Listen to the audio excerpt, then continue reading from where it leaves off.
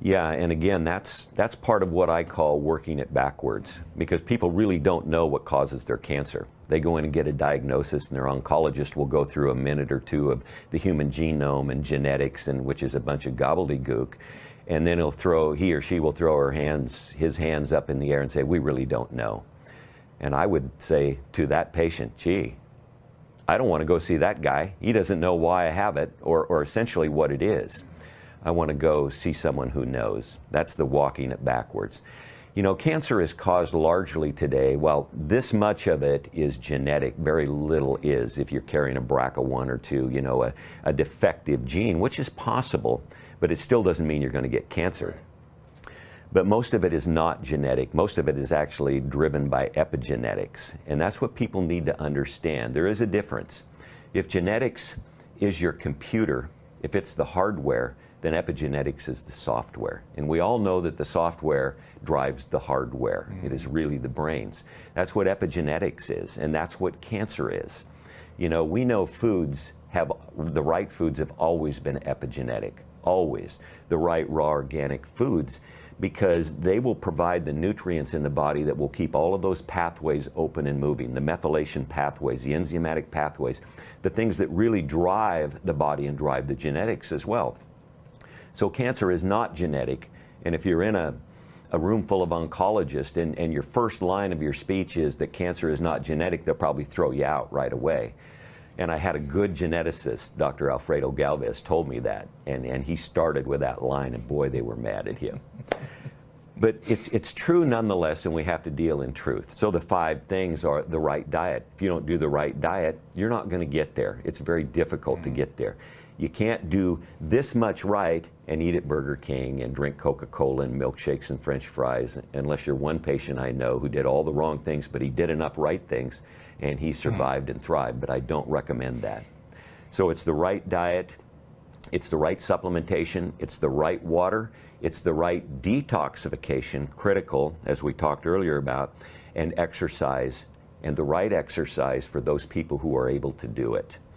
And by the right exercise, you know, it's different for different people. Obviously, I don't recommend swimming in chlorinated pools, but if you can swim, that's good, or walk or run or whatever you can do.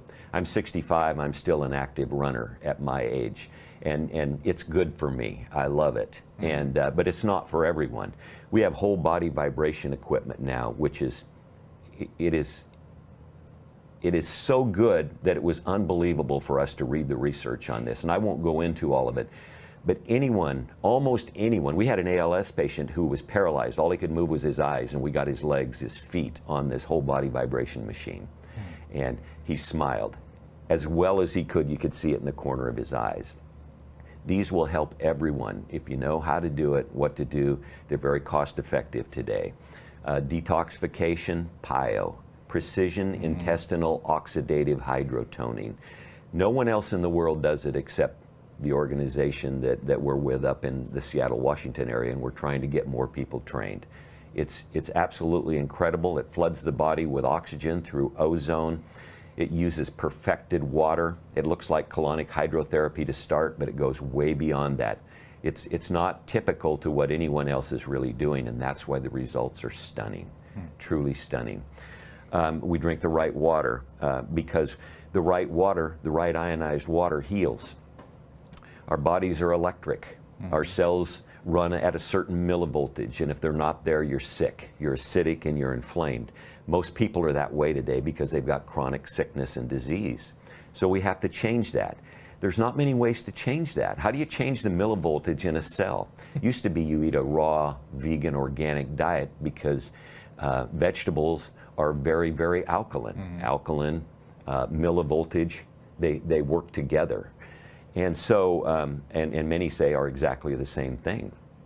But now the best way to do it is through a specific kind of ionized water that runs at -300 to -800 millivolts, and it will raise that cell voltage. If you don't raise the cell voltage to 50, -75, you're not going to heal. You need that voltage to heal. And so very few people know about that. Dr. Jerry Tennant wrote a couple books on healing is voltage. I encourage everyone to read those, and you'll understand why this ionized water, and I promote specifically Kangen water because I have not seen anything that is comparable to date. And you'll be able to understand how it works. And the common layperson can get that, and they can understand how it works, but it's incredibly important. And then the right supplementation, we use a couple. We use the Relive products. Some people will want to give me heartburn on that, but I said no. I've done the research. I know what works and what doesn't work as far as supplements go, because we test them in the human body. You can test everything you want in the Petri dish. It's not the same thing, folks. And you can tell me this isn't good for people or this isn't good, but you better darn well show me the research. And I'll show you the research. And so we use the Relive products, we use the Purium products, we use some others because they are the best and they're time tested now in the human body.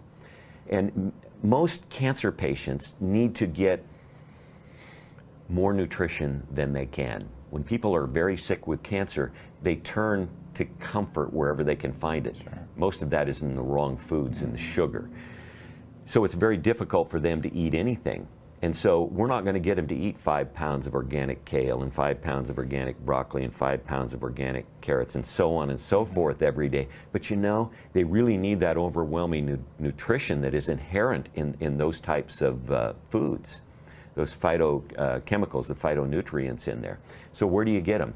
You get them from synergistic supplements where you can get rough equivalents of that and you can consume it. A cancer patient can then consume it and kind of flood or overwhelm the body with nutrition, which is not only imperative for cancer patients, but others who are struggling with sickness and disease.